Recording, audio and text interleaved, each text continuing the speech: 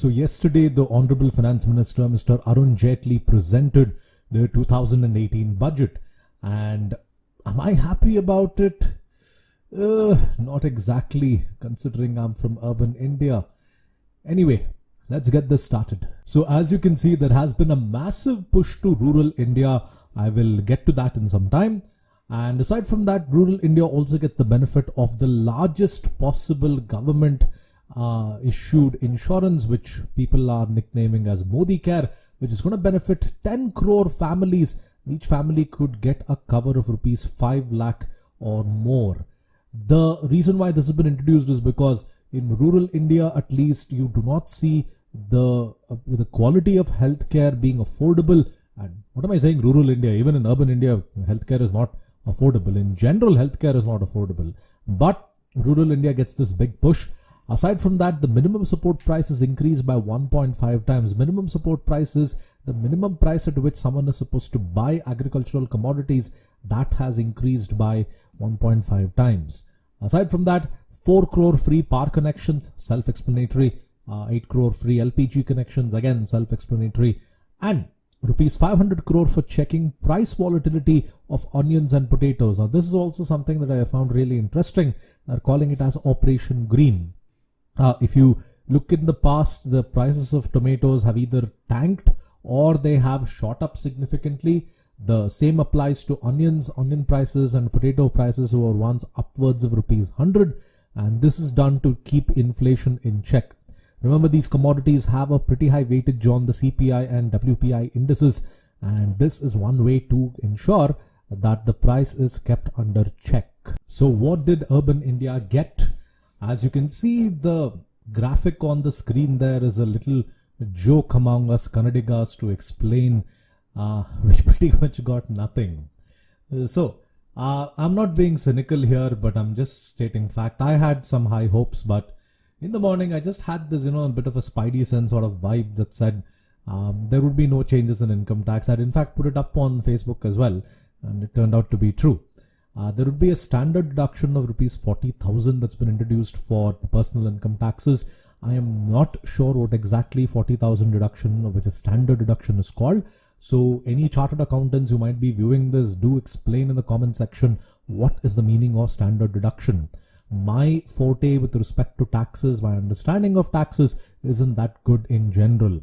Aside from that, the corporate taxes of micro, small and medium scale enterprises has been reduced from 30% to 25%, which is a good deal because at least about 95% of the companies in India would be getting this benefit. So that's something that I'm really happy about. At least these companies are getting something.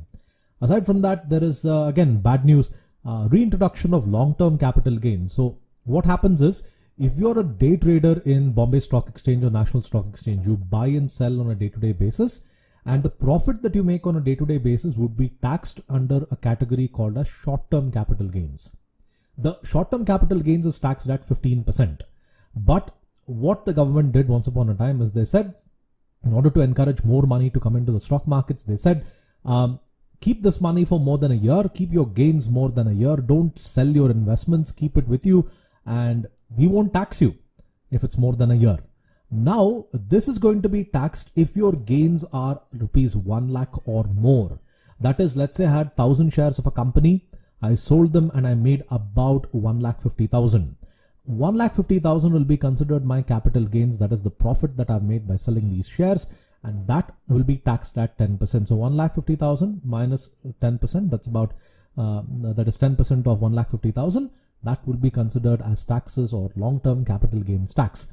Aside from that, import duties in electronics is increased by 5%. One of the arguments that the finance minister made on this regard would be that it is a way to increase jobs in the country. It's a way to boost manufacturing in the country. But merely increasing import duties doesn't really help. They tried this with gold once upon a time, because gold adds to a lot of our dollars going out of the country. By adding taxes to gold and making it more expensive to import gold, it did not work. So what I'm saying is, if a person is able to afford a phone which is 10,000 rupees and now you're going to hike it by 5%, that is not really going to affect the consumer, because 5% is a very marginal increment. Another example I can relate to this would be, there was an argument, I don't know if this has been introduced yet, if you are caught wearing without a helmet and the fine is ₹1,000, you would be a lot more careful about wearing a helmet than the fine just being 100. So if the police were to increase the fine from 100 to 110 or 105, 5%, it's like, yeah, so what? It doesn't really matter. Aside from that, a small boost to the senior citizens who keep their money in the post office deposits, that has been exempted from taxes if your interest returns are more than 50,000 rupees. These are some of the benefits Urban India got, and again, all this is entirely from the individual point of view that I'm referring to. So this is something that Urban India has been able to get. So the next question is, why is there a lack of focus on Urban India? Just to cite as an example as to how pissed off Urban India is, you can see how Sensex has tanked today. It's about 800 points. It has fallen as of February 2nd, 2018. Budget was presented on the 1st of February, and even on that day, the market didn't do well. Especially as soon as they heard that the news that taxes for companies hasn't really gone down much and long-term capital gains has been introduced. That is a direct hit for the stock market investors, and that includes myself. I don't understand this because Urban India contributes a significant sum to the GDP. It's more than 50%. And there are enough reports that says by 2020, Urban India could contribute at least about 75% to the nation's GDP. So in my opinion, there should be a greater focus on this because this is your profit center. Rural India, on the other hand, has been given greater attention this time is because BJP has learned its lesson in the recent Gujarat elections. They saw that they lost a significant number of votes in rural Gujarat because they have not been paying attention to rural Gujarat. For example, if you look at the recent initiatives by the government like Make in India, okay, or the Startup India initiatives, all these are examples of the government focusing more on the urban aspect of India rather than the rural aspect of India. The rural side, they have been doing what the basic requirements has been is required. They haven't been pushing themselves beyond what the requirements of rural India is right now. So there has been greater focus on rural India because they have neglected it significantly. And remember, in terms of GDP contribution, rural India might be lagging behind significantly, but the votes come in more from rural India than from urban India itself. So the wiser thing to do from a political strategy point of view, it is wiser to focus on rural India, but neglecting urban India has been done because we don't really contribute much in terms of vote. We do contribute in terms of GDP, but after you see the budget, you're not going to be a person who says that, okay, I'm going to stop working now because I don't see any benefits with the income tax coming in. You don't really see that happening from urban India. The reactions from our side isn't really going to affect the government in a significant manner. So there you see the effect of what rural India has and the effect of urban India has. That's the reason why you see them focus more on rural India than compared to urban India. In any policy framing, you're always going to piss off one party or the other.